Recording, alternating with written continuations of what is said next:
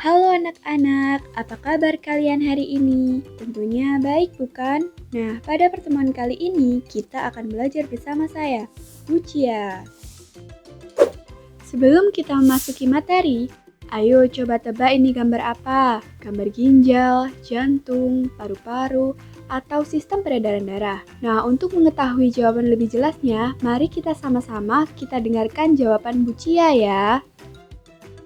Mengalirnya darah di dalam tubuh lebih sering kita kenal dengan sistem peredaran darah. Sistem peredaran darah merupakan suatu sistem yang berguna untuk menyalurkan berbagai zat penting seperti nutrisi dan oksigen dari jantung ke seluruh tubuh. Nah, setelah mengetahui pengertian dari sistem peredaran darah, kita akan belajar mengenai organ-organ penting yang ada pada sistem peredaran darah manusia.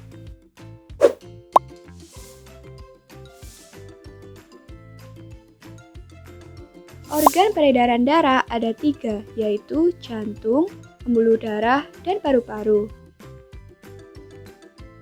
Jantung manusia terletak pada rongga dada di sebelah kiri. Kalian tahu nggak besar jantung kita? Belum tahu ya? Untuk jantung orang dewasa, besarnya kira-kira seukuran kepalan tangan masing-masing.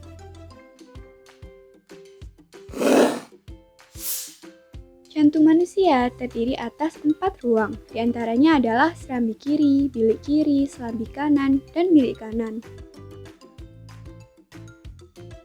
Sebagai pemompa darah, jantung memiliki otot yang kuat. Otot bilik lebih tebal daripada dinding serambi karena otot bilik memompa darah keluar jantung untuk diedarkan ke seluruh tubuh. Agar darah dalam ruang jantung tidak tercampur, maka jantung memiliki sekat yang lebih sering kita dengar dengan istilah katup jantung. Katup jantung yang sehat dapat menutup sangat rapat sehingga darah dari bilik tidak tercampur dari serambi. Katup jantung membuka dan menutup seirama dengan denyut jantung. Fungsi jantung ialah memompa darah ke seluruh tubuh. Jantung manusia mengalami proses relaksasi atau diastol, di mana otot jantung mengendur sehingga jantung terlihat seperti mengembang dan letak darah terletak pada serambi kiri maupun kanan. Selanjutnya adalah proses kontraksi atau sistol, di mana otot jantung menegang. Jantung akan terlihat seperti menguncup sementara darah berada di dalam bilik kiri maupun kanan. Jadi, setiap kali jantung kita berdenyut, akan selalu ada gerakan relaksasi maupun kontraksi yang terjadi secara terus-menerus selama manusia itu hidup. Nah, selanjutnya mari kita belajar mengenai pembuluh darah. Komponen penyusun pembuluh darah ada 5, yaitu pembuluh kapiler, pembuluh arteri, vena, vena pulmonalis, arteri pulmonalis. Kalian tahu bahwa pembuluh darah dapat dibedakan menjadi 2 bagian, yaitu pembuluh nadi atau sering kita dengar dengan istilah arteri, lalu pembuluh balik atau sering kita dengar dengan istilah vena. Pembuluh nadi atau arteri merupakan pembuluh darah yang mengalirkan darah keluar dari jantung. Nah, pembuluh nadi terbesar disebut dengan aorta. Kalau pembuluh balik atau vena merupakan pembuluh darah yang mengalirkan darah masuk ke dalam jantung. Nah, pembuluh balik terbesar ada 2, yaitu pembuluh balik atas dan pembuluh balik bawah. Selanjutnya adalah pembuluh kapiler. Pembuluh kapiler merupakan pembuluh yang menghasilkan pembuluh darah langsung ke setiap organ manusia. Pembuluh ini sangat kecil sekali. Selanjutnya adalah organ peredaran darah paru-paru. Paru-paru manusia memiliki fungsi untuk mensuplai oksigen ke dalam darah.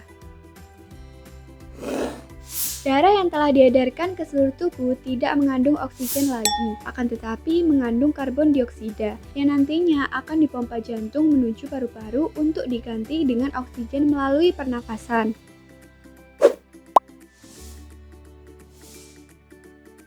Nah, selanjutnya kita akan mempelajari tentang fungsi dari sistem peredaran darah manusia. Kira-kira ada yang sudah tahu apa saja fungsi dari sistem peredaran darah? Yuk kita belajar bersama-sama ya. Nomor 1, mensuplai oksigen dari sari makanan dari sistem pencernaan ke seluruh jaringan tubuh. Lalu nomor 2, membawa gas karbon dioksida atau CO2 ke paru-paru.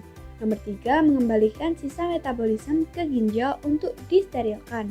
Nomor 4, yaitu menjaga suhu tubuh. Nomor 5, mendistribusikan hormon-hormon untuk mengatur fungsi sel-sel tubuh manusia.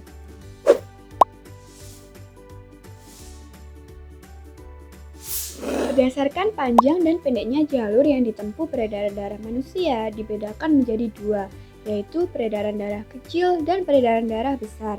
Nah, sebelum kita membahas peredaran darah besar, kita belajar tentang peredaran darah kecil terlebih dahulu ya anak-anak.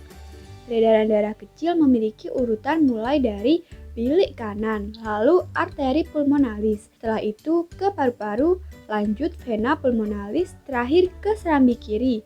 Jadi, kira-kira seperti itu ya urutannya anak-anak. Nah, tadi kan Bu Cia sudah menjelaskan urutan dari peredaran darah kecil. Sekarang mari kita simak bersama-sama urutan dari peredaran darah besar. Peredaran darah besar memiliki urutan mulai dari bilik kiri, lalu arteri, ke seluruh tubuh, lanjut vena, dan berakhir di serambi kanan.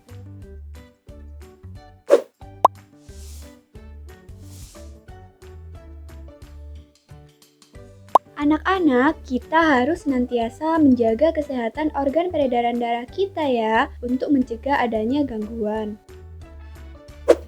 Gangguan pada sistem peredaran darah dapat disebabkan oleh beberapa faktor. Penyebab yang pertama adalah kurangnya olahraga. Kurangnya olahraga dapat menyebabkan peredaran darah tidak lancar. Hal tersebut disebabkan oleh kolesterol yang menimbun dan penyumbat peredaran darah. Faktor yang kedua adalah kurangnya mengonsumsi makanan yang mengandung zat besi. Kesehatan organ peredaran darah dapat terganggu jika kita kurang mengonsumsi makanan yang mengandung zat besi.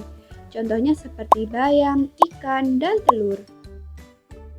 Nah, faktor yang ketiga adalah terlalu banyak mengonsumsi makanan yang mengandung kolesterol. Kolesterol dalam darah tidak bisa larut dalam darah. Terlalu banyak mengonsumsi makanan yang mengandung kolesterol tanpa diimbangi dengan olahraga dapat menyebabkan peredaran darah menjadi tidak lancar. Contohnya adalah gorengan, daging berlemak, dan cumi-cumi.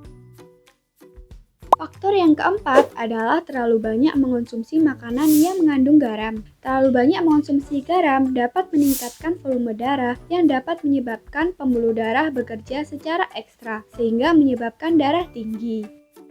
Nah, yang terakhir karena kelainan genetik, karena faktor keturunan. Faktor keturunan merupakan gangguan peredaran darah yang diwariskan secara turun-temurun. Salah satunya yaitu kelainan genetik pada sel darah merah yang tidak beraturan, sehingga fungsi sel darah merah menurun. Nah, sekarang sudah mengerti bukan apa saja gangguan pada sistem peredaran darah manusia. Untuk itu, mari kita jaga peredaran darah kita dengan cara hidup sehat. Sekian dulu ya penjelasan dari Bu Cia tentang sistem peredaran darah manusia. Untuk tugas pintarnya, gambarlah sistem peredaran darah manusia secara sederhana di buku gambarmu. Kemudian foto dan kirimkan ke gurumu. Sampai jumpa lagi di pembelajaran selanjutnya. Terima kasih.